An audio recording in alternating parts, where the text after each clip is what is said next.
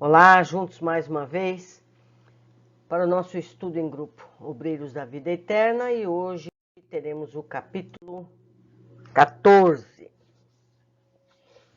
Meus queridos companheiros de missão pareciam menos interessados em seguir o caso Dimas durante a noite, inclusive Jerônimo, reservando-se para a continuidade do esforço no dia imediato, enquanto nos caberia transportá-lo até o abençoado abrigo de Fabiano.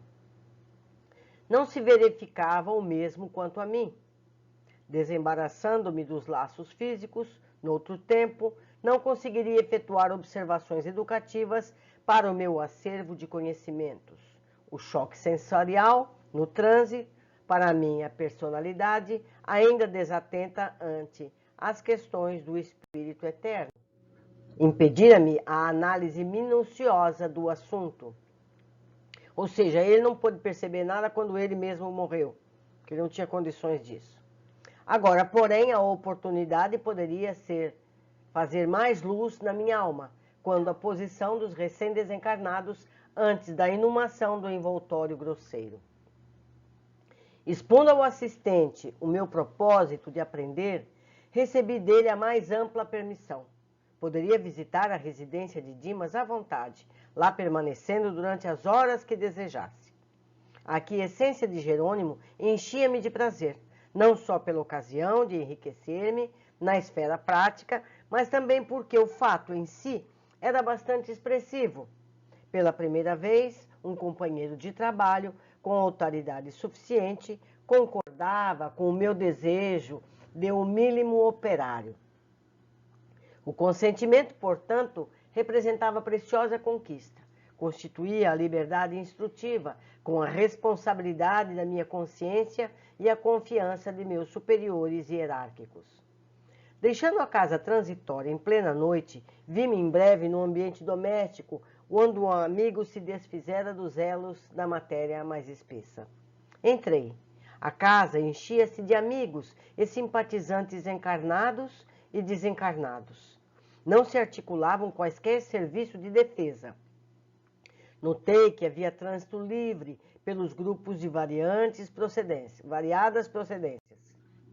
Em recuado canto, ainda ligado às vísceras inertes pelo cordão fluídico prateado, permanecia Dimas no regaço da genitora, ao pé de dois amigos que cuidadosos o assistiam. A nobre matrona reconheceu-me comovida, apresentando-me aos companheiros presentes. Um deles, Fabriciano, acolheu-me prestativo, interessando-se pelos meus informes atinentes ao desenlace. Relatei-lhe os trabalhos pormenorizadamente. Em seguida, o interlocutor passou a explicar-se. Sempre tive por Dimas sincera admiração pelo proveitoso concurso que soube oferecer-nos. Integro a comissão espiritual de serviço, que vem atendendo aos necessitados por intermédio dele, nos últimos 6 anos.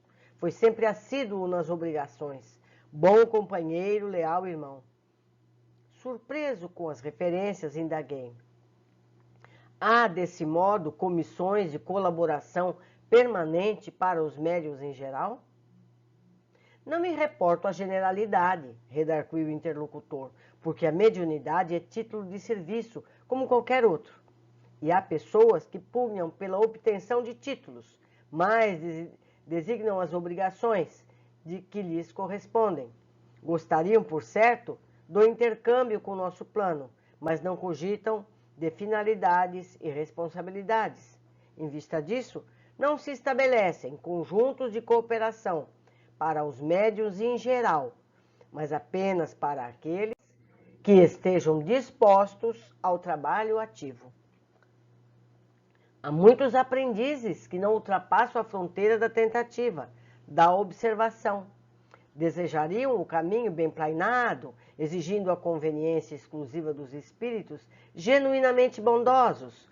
Experimentam a luta construtiva através de sondagens superficiais e, a primeira dificuldade, abandonam os compromissos assumidos.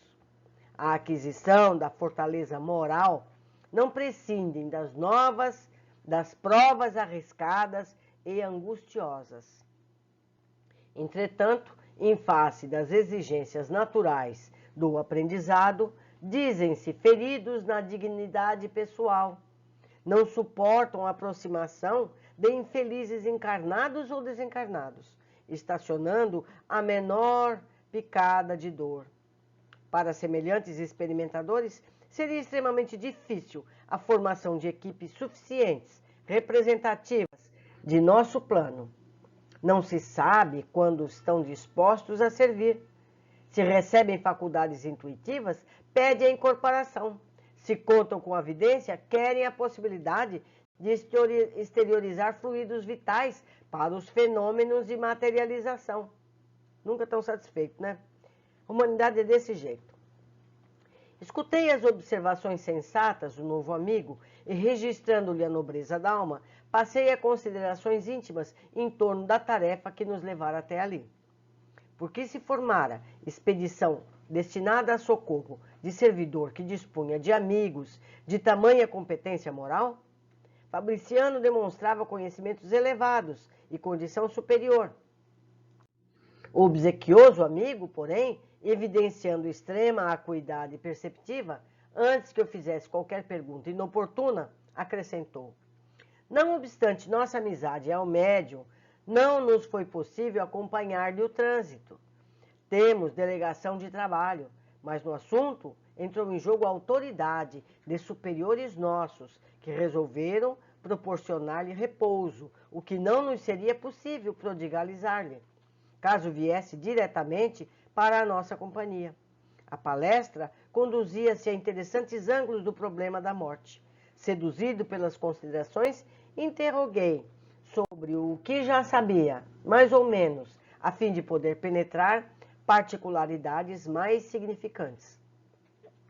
Nem todas as desencarnações de pessoas dignas contam com o amparo de grupos socorristas? Perguntou André. Nem todas, respondeu Fabriciano. Confirmou o interlocutor e acentuou: todos os fenômenos do decesso, ou seja, da morte, contam com o amparo da caridade, afeta as organizações de assistência indiscriminada. No entanto, a missão especialista não pode ser concedida a quem não se distinguiu no esforço perseverante do bem. Certo? Lembro mais uma vez que todas as frases escritas em amarelo são destaques, que nós vamos comentar mais adiante. Todavia, objetei curioso, tangendo a corna que mais me interessava no assunto. Não há casos de criaturas essencialmente bondosas que se libertam dos laços físicos, mais ou menos entrosados em comissões de serviço espiritual de natureza superior, sem que haja missões salvacionistas previamente designadas para socorrê-las? Depois de breve pausa, acrescentei para fazer-me mais claro. Vamos que Dimas estivesse em ligação recente com a sua comissão de trabalho e desencarnasse sem o cuidado de um grupo socorrista, seria deixado à mercê das circunstâncias? Riu-se Fabriciano com franqueza e retrucou: isso poderia acontecer, temos precedentes. De maneira geral, ocorrem semelhantes casos com trabalhadores aflitos por conseguir de qualquer modo a desencarnação, alegando necessidade de repouso. Muitas vezes, no fundo, são criaturas bondosas, mas menos lógicas e pouco inteligentes. Perceberam? A gente desejar a morte antes da hora? Isso leva a problemas. Na semana finda, por exemplo, observamos um caso dessa natureza. Respeitável senhora, jovem ainda, pelas disposições sadias que demonstrou no campo da benemerência social, foi ligada à dedicada corrente de serviço, organizada por amigos nossos. Verificando-se, contudo, pequenas rusgas entre ela e o esposo, e tendo conhecimento da imortalidade da vida, além do sepulcro, desejou a pobre criatura ardentemente morrer. tolas leviandades do marido bastaram para que maldissesse o mundo e a humanidade. Não soube quebrar a concha do personalismo inferior e, colocando-se a caminho da vida maior, pela cólera, pela intemperância mental, criou a ideia fixa de libertar-se do corpo de qualquer maneira, embora sem utilizar o suicídio direto. Conhecia os amigos espirituais a que se havia unido, mas longe de assimilar-lhes ajuizadamente os conselhos, repelia-lhes advertências fraternas para aceitar tão somente as palavras de consolação que lhe eram agradáveis, dentre as admoestações salutares que lhe endereçavam. E tanto pediu a morte, insistindo por ela, entre a mágoa e a irritação persistente, que veio a desencarnar em manifestação de icterícia complicada com simples surto de gripal. Vocês estão vendo que absurdo isso? A gente precisa estar atento aos nossos desejos. Tratava-se de verdadeiro suicídio inconsciente, mas a senhora, no fundo, era extraordinariamente caridosa e ingênua. Não se recebeu qualquer autorização para conceder-lhe descanso, e muito menos auxílio especial. Olha só, os benfeitores da nossa esfera, apesar de eficiente intercessão em benefício da infeliz, somente puderam afastá-la das vísceras cadavéricas há 2 dias, em condições impressionantes e tristes, não havendo qualquer determinação de assistência particularizada por parte das autoridades superiores, e porque não seria aconselhável entregá-la ao sabor da própria sorte, em face das virtudes potenciais de que era portadora. O diretor da comissão de serviço, a que se filiara a imprevidente amiga, acolheu-a por espírito de compaixão, em plena luta, e ela se foi, de roldão, a trabalhar por aí ativamente em condições muito mais sérias e complicadas. Veja que impressionante! A elucidação atingira-me fundo. Informara-me sobre o que desejava. A lei divina, de fato, perfeita em seus fundamentos, é igualmente harmoniosa em suas aplicações. Fabriciano, estampando belo sorriso, aduziu: não frutifica a paz legítima sem a semeadura necessária. Alguém, para gozar o descanso, precisa, antes de tudo, merecê-lo. As almas inquietas entregam-se facilmente ao desespero, gerando causas de sofrimento cruel. Logo após, contemplando o recém-desencarnado, como a indicar que deveríamos centralizar todo o interesse na hora do bem-estar dele, considerou acariciando-lhe a fronte. Nosso amigo repousa agora, terminada a tormenta das provas incessantes. Está enfraquecido, pobrezinho. A sensibilidade posta a serviço da obrigação bem cumprida castigou-lhe a alma até o fim. Toda a vida plantou a fé, a serenidade, o otimismo, a alegria em milhares de corações, estabelecendo sólidas causas de felicidade futura. Por enquanto, permanecerá na posição de ave frágil, incapaz de voar longe do ninho. Felizmente, aventou a genitora satisfeita, vem melhorando de modo visível. Os resíduos que o ligam ao cadáver estão quase extintos. Relanceou o olhar pelos ângulos da modesta residência e acrescentou: se fosse possível receber maior cooperação dos amigos encarnados, ser-lhe-ia muito mais fácil o restabelecimento integral. No entanto, cada vez que os parentes se debruçam em pranto sobre os despojos, é chamado ao cadáver com prejuízo para a restauração mais rápida. Lamentavelmente, porém, tornou Fabriciano, nossos irmãos encarnados não possuem a chave de reais conhecimentos para a organização adequada a esta hora. Em vista disso, revidou a genitora conformada, insisto para que Dimas durma, embora o sono lhe poderia ser calmo e doce, esteja povoado de pesadelos. Diante da surpresa que me absorvia, o companheiro apressou-se a esclarecer-me. As imagens contidas nas evocações das palestras incidem sobre a mente do desencarnado. Novamente o nosso pensamento afeta tudo à nossa volta. O pensamento das pessoas, da família, das lembranças que eles tinham, incomodava o pobre Dimas. Repetindo esse parágrafo. As imagens contidas nas evocações das palestras incidem sobre a mente do desencarnado, mantido em repouso depois de rápido mergulho na contemplação dos fatos alusivos à existência finda. Não somente as imagens. Por vezes, nossos amigos, presentes, fecundos nas conversações sem proveito, exumem com tamanho calor as lembranças de certos fatos que trazem até aqui alguns dos protagonistas já desencarnados. Olha só! As afirmações ouvidas incitavam-me à curiosidade. Fabriciano, entretanto, desejando prodigalizar minha experiência direta, aconselhou: espera alguns minutos na sala contígua, onde os despojos recebem a visitação. Obedeci. O velório apresentava o aspecto usual. Flores perfumadas, semblantes sisudos e conversações discretas. Ao pé do cadáver, propriamente considerado, os amigos sustentavam reserva e suspeição. A poucos passos, todavia, davam-se asas ao anedotário vibrante em torno do amigo em trânsito para o outro mundo.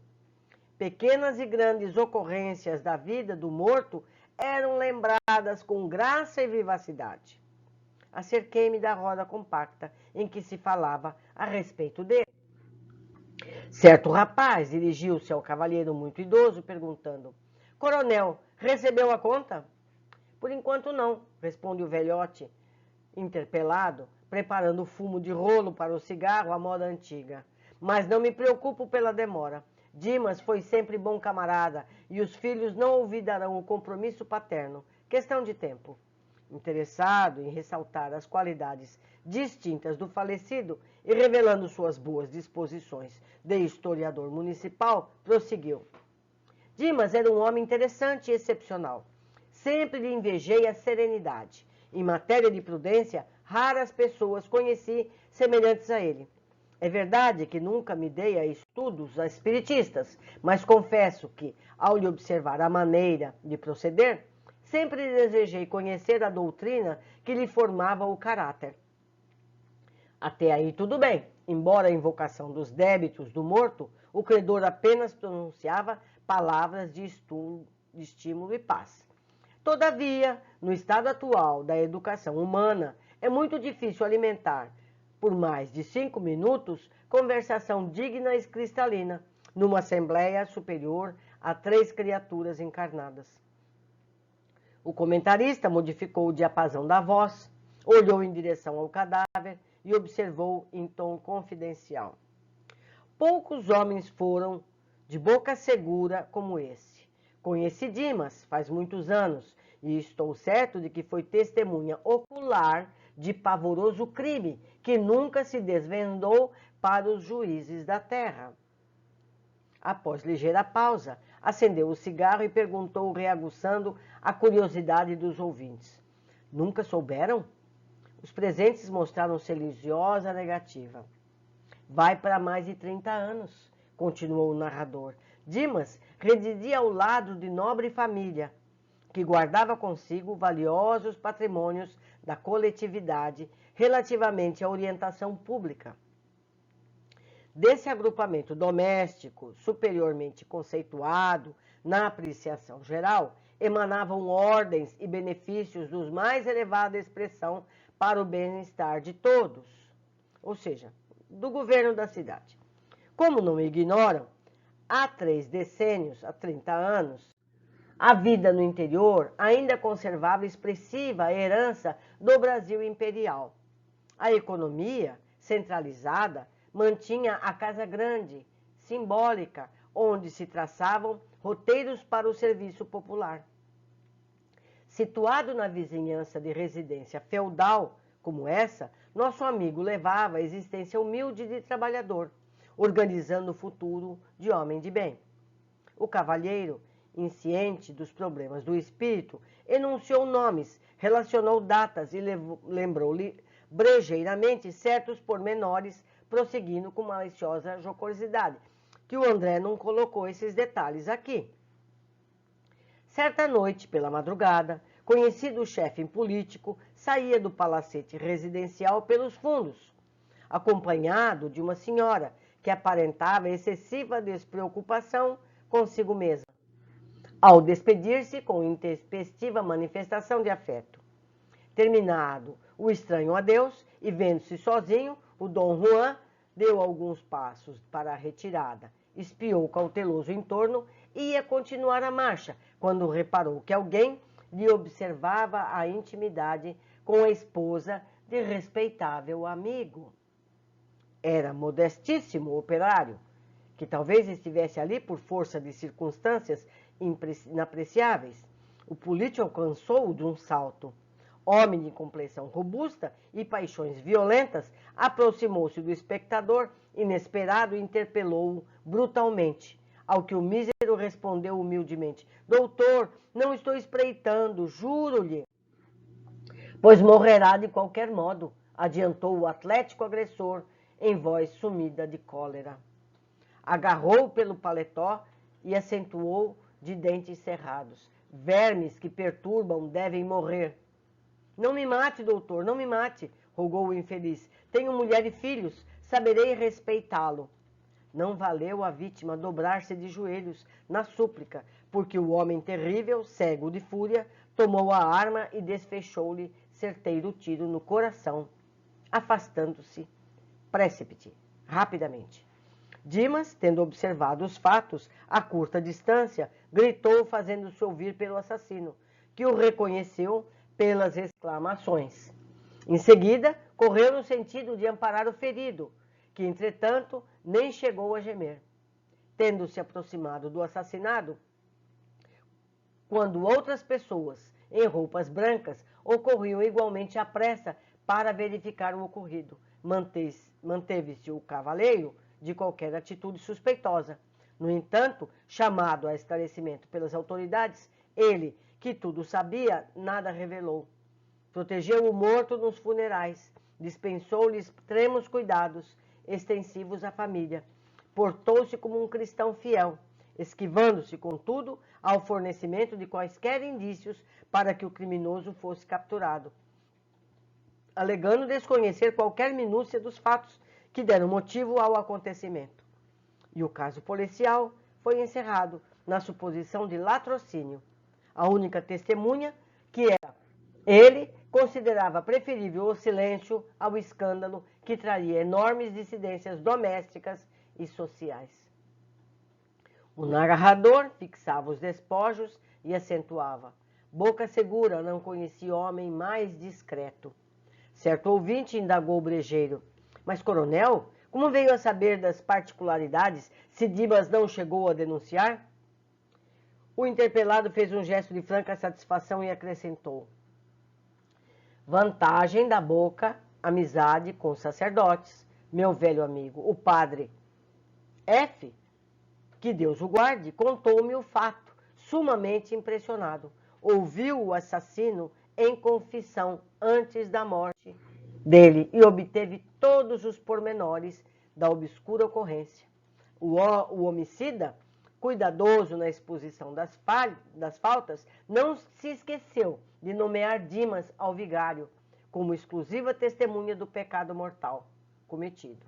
O padre, contudo, excelente amigo, cheio de experiência do mundo, não trouxe o caso ao público. As pessoas envolvidas no drama deixaram descendência distinta e seria crueldade rememorar acontecimento tão triste. O narrador estampou curiosa expressão no rosto e rematou apagando o cigarro. Tudo passa. Morreu a vítima, a adúltera, o assassino, o confessor e agora a testemunha. Certo, haverá lugar fora deste mundo para fazer-se a justiça. Neste momento, horrível figura, seguida de outras, não menos monstruosas, surgiu de inesperado. Acercando-se do leviano comentador, ouviu-lhe ainda as últimas palavras, sacudiu e gritou: Sou eu o assassino? Que quer de mim? Por que me chama? É juiz? Eu deveria ter marcado de amarelo isso aqui, para vocês verem que coisa, como a mente, o pensamento faz com que fatos que não deveriam ocorrer, ocorram. Não havia necessidade de trazer esse espírito assassino no momento sofredor para o funeral do Dimas. Não é verdade? Sempre o pensamento. O narrador não enxergava o que eu via, mas seu corpo foi atingido por involuntário estremeção, que arrancou abafado riso dos presentes. Logo após, o homicida desencarnado, atraído talvez pelo cheiro forte das flores reunidas essa é o suporte do ataúde. Improvisado, teve a perfeita noção do velório, abalou-se precipitado, pondo-se na contemplação do morto. Reconheceu-o, estampou um gesto de profunda surpresa, ajoelhou-se e gritou: Dimas, Dima, pois também tu vens para a verdade? Onde estás, bom amigo, que me velaste a falta com o véu da caridade sem limites? Socorre-me, estou desesperado. Onde encontrarei minha vítima para suplicar o perdão que necessito? Ajuda-me ainda. Tenha compaixão, deves saber o que ignoro. Socorre-me, socorre-me. Ao lado do infeliz, em rogativa, diversas entidades sofredoras permaneciam estáticas. Mas Fabriciano surgiu inesperadamente e ordenou aos invasores afastamento imediato. Limpa a câmara, o novo amigo dirigiu-se a mim, observando: Garanto que este grupo entrou nesta casa por invocação direta. Narrei impressionado o que vira. Ouviu-me calmamente e ponderou: A observação feita por nós mesmos é sempre mais valiosa, Dimas. Não obstante, dedicado à causa do bem e compelido a grande esforço de cooperação na obra coletiva, descuidou-se de incentivar a prática metódica da oração em família, no santuário doméstico. Por isso, tem defesas pessoais, mas a residência conserva-se à mercê de visitação de qualquer classe. A elucidação era significativa. Comecei a compreender a razão do sentimentalismo prejudicial da família inconformada. Desejando, porém, fixar o aprendizado da noite sobre o assunto atinente à desencarnação, perguntei: Nosso amigo recém-liberto terá ouvido a súplica do irmão desventurado? Geme sobre terrível pesadelo nos braços maternos, explicou Fabriciano solícito, ao recordar o fato relatado. Desde alguns minutos, acompanhamos a agitação dele, reparando que recebia choques desagradáveis através do cordão final. Ouvindo e vendo os quadros invocados? Insisti perguntando. Não chegou a ver nem a ouvir integralmente em face da perturbação espontânea, mas vislumbrou, sentiu, oprimiu-se, torturou-se, prejudicando a reconquista de si mesmo. As forças mentais estão revestidas de maravilhoso poder. Indicando os grupos que continuavam conversando, acentuou sem aspereza. Nossos amigos da esfera carnal são ainda muito ignorantes para o trato com a morte. Ao invés de trazerem pensamentos amigos e reconfortadores, preces de auxílio e vibrações fraternais, atiram aos recém-desencarnados as pedras e os espinhos que deixaram nas estradas percorridas. É por isso que, por enquanto, os mortos que entregam despojos aos solitários necrotérios da indigência são muito mais felizes. Ainda não havia terminado de todo as considerações quando a esposa de Dimas, num acesso de pranto, levantou-se do leito em que repousava e adiantou-se para o cadáver, repetindo-lhe o nome comovedoramente. Dimas, Dimas, como ficarei? Estaremos separados então para sempre? Como Fabriciano se dirigisse apressado para o quarto humilde em que permanecia o desencarnado, acompanhei-o. A genitora do médium fazia esforços para contê-lo, mas debalde. Pelo fio prateado, estabelecera-se vigoroso contato entre ele e a companheira, porque Dimas se ergueu, cambaleante, apesar do carinho materno. Estava lívido, semilouco, avançou para a sala mortuária, rogando paz. Mas antes que pudesse aproximar-se muito dos despojos, Fabriciano aplicou-lhe energias de prostração na esposa imprudente, que foi novamente conduzida ao leito, agora sem sentidos, enquanto Dimas voltava ao regaço maternal, menos aflito. O amigo esclareceu-me sereno. Há situações em que o drástico deve ser medida inicial. Nosso irmão muito fez pela harmonia dos outros durante a existência e merece libertação pacífica. Sinto-me, pois, no dever de garanti-lo para que se desembarace dos últimos resíduos que ainda o inclinam para a matéria densa. Outros amigos e afeiçoados do médium chegaram ao ambiente doméstico, interessados em ajudá-lo, e como a noite ia muito alta, despedi-me dos companheiros, pondo-me de regresso ao acolhedor asilo de Fabiano. No outro dia, ao me avistar, disse meu assistente Jerônimo, após saudação inicial: espero, André, que o velório lhe tenha trazido úteis e instrutivos ensinamentos.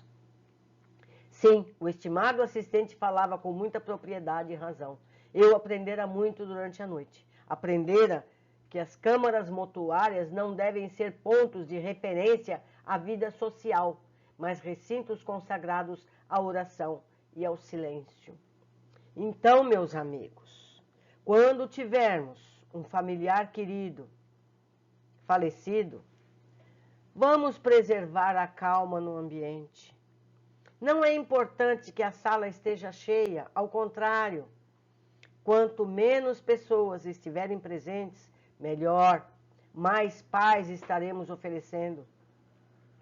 Conversas amenas, orações sinceras, uma música suave é mais útil que esse tipo de velório imenso, cheio de conversação. Muitos servem alimentos, fazendo dali uma festa, certo? Então, que nos sirva de lição. Que nos sirva de lição. E eu aproveito para recomendar aqui a leitura do livro Na Hora do Adeus, escrito por Luiz Sérgio. É um verdadeiro tratado que ensina a morrer e a fazermos os velórios dos nossos amados. Quantos pequenos detalhes são ensinados nesse livro. Vamos às observações do capítulo. Fabriciano relata o apoio dado a Dimas nesse momento e André pergunta se todos os médiuns têm essa ajuda. Fabriciano responde: não se estabelecem conjuntos de cooperação para os médiuns em geral, mas apenas para aqueles que estiveram dispostos ao trabalho ativo. Merecimento é sempre o crivo. Certo? Não é porque a pessoa é médium, é pelo trabalho que desenvolveu. 2. André pergunta se todas as pessoas dignas têm o suporte no momento do desencarne. Ao que Fabriciano explica. Todos os fenômenos de decesso, ou seja, todos os fenômenos de morte, de falecimento, contam com o amparo da caridade, afeta as organizações de assistência indiscriminada. No entanto, a missão especialista não pode ser concedida a quem não se distinguiu no esforço perseverante do bem. Ou seja, não basta não fazer o mal, é preciso que se faça o bem para que se tenha merecimentos. Vamos lá, precisamos trabalhar para o bem, para merecer um mínimo. 3. Fabriciano relata outros exemplos de pessoas ativas no bem, mas que por motivos fúteis desejam deixar a vida, perdendo então as oportunidades de auxílio na hora necessária. No caso descrito, a jovem senhora não cometeu suicídio direto, mas tanto desejou deixar o corpo, pensamentos constantes levaram ao fato. E tanto pediu a morte, insistida por ela, entre mágoa e irritação persistente, que veio a desencarnar em manifestação de icterícia complicada por simples surto de gripe. Tá vendo? Aprendemos aqui, mais uma vez, sobre a força realizadora de nossos pensamentos. Podemos adoecer e curar-nos apenas pelos nossos pensamentos. Mais cuidado, mais disciplina. Por aí a gente entende a necessidade de ainda o corpo físico ter o impulso de manter a vida, como a gente viu no caso de Dimas. O corpo físico segurava-o no corpo físico, apesar de ele estar tão débil. 4. Diz a mãe de Dimas, se fosse possível receber maior cooperação dos amigos encarnados, seria muito mais fácil o restabelecimento integral. No entanto, cada vez que os parentes se debruçam em pranto sobre os despojos, é chamado ao cadáver com prejuízo para a restauração mais rápida.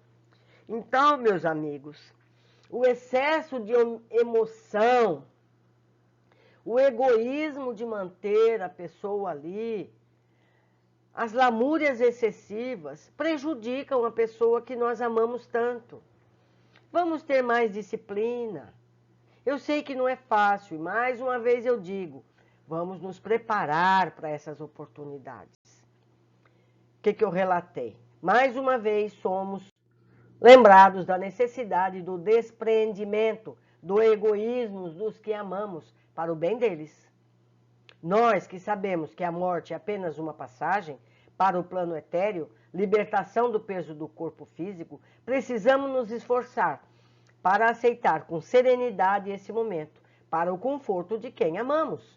Nós não podemos mudar o fato, a pessoa morreu ou está prestes a morrer. O nosso desejo de segurá-la piora a situação, dificulta para ele. Mas nós não amamos. Por que a gente não facilita? Egoísmo. 5. Quanto ao comportamento dos que comparecem ao velório, imagens contidas nas evocações das palestras incidem sobre a mente do desencarnado.